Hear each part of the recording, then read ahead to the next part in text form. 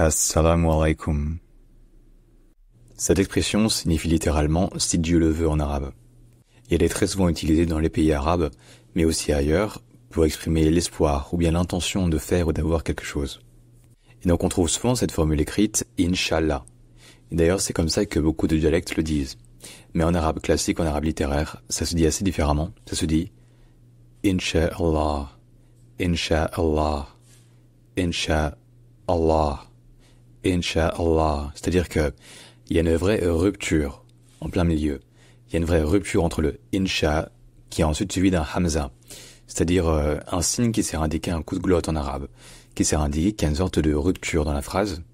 Et donc ce n'est pas Inch'Allah, en tout cas pas en arabe standard. C'est Inch'Allah, Inch'Allah.